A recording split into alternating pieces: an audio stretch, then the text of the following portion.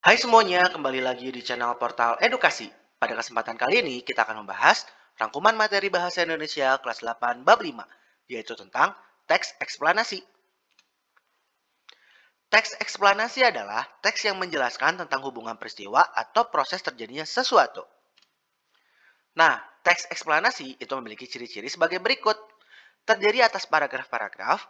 Setiap paragrafnya itu mengusung suatu topik. Kalimat yang mengisi paragraf harus berupa fakta, dan fakta diuraikan dengan pola kronologis ataupun secara kausalitas. Kronologis artinya itu urutan waktu, dan kausalitas artinya sebab akibat. Nah, untuk meringkas teks eksplanasi, kita itu memerlukan gagasan pokok atau ide pokok setiap paragrafnya. Apabila telah menemukan gagasan pokok, baru kita dapat meringkas ke dalam kalimat yang baru. Nah, perhatikan contoh di bawah ini nih.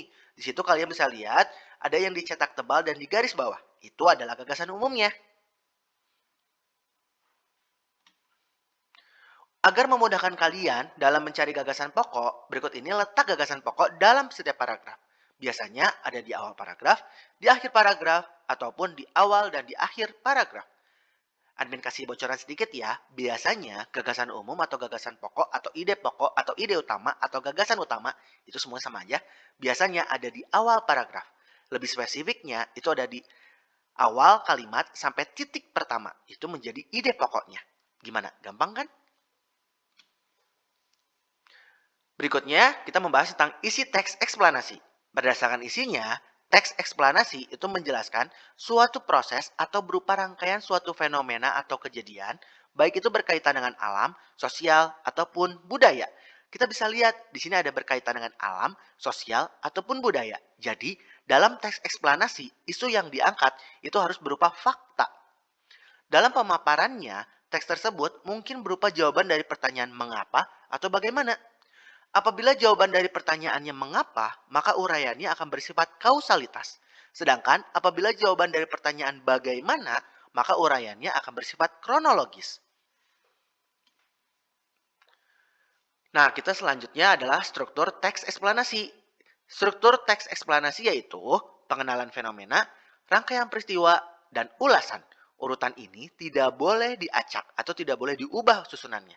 Jadi yang paling pertama, paragraf pertama itu pasti tentang pengenalan fenomena. Berikutnya pasti rangkaian peristiwa, dan yang paling akhir itu pasti ulasan. Selanjutnya kita akan mempelajari tentang kaidah kebahasaan teks eksplanasi. Ada beberapa nih kaidah dalam teks eksplanasi, yaitu pertama, menggunakan konjungsi kausalitas. Gimana sih konjungsi kausalitas itu? Kalau kalian menemukan kata-kata seperti sebab, karena, oleh sebab itu, oleh karena itu, sehingga, nah itu yang disebut dengan konjungsi kausalitas. Ingat, pengertian konjungsi itu artinya kata hubung. Berikutnya, menggunakan konjungsi kronologis, seperti kemudian, lalu, setelah itu, pada akhirnya. Selanjutnya, menggunakan kata benda yang merujuk kepada jenis fenomena, bukannya pada kata ganti penceritanya. Dan yang terakhir adalah menggunakan kata teknis atau peristilahan sesuai dengan topik yang diusung. Maksudnya di sini adalah kata-kata yang spesifik tergantung dari topiknya yang diangkat. Biasanya adalah kata-kata sulitnya. Nah, berikutnya pola-pola pengembangan teks eksplanasi.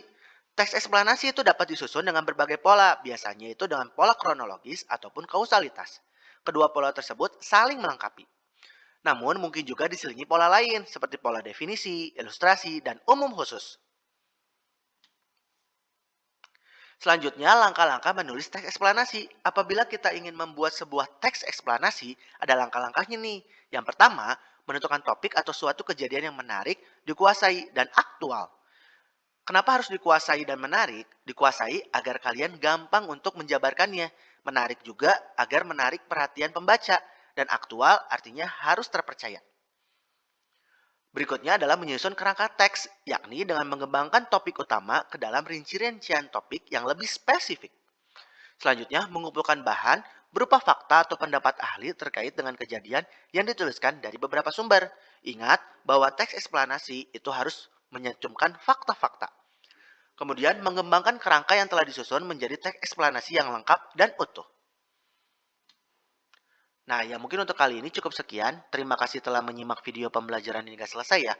Semoga bermanfaat untuk kita semua. Jangan lupa like, comment, and subscribe.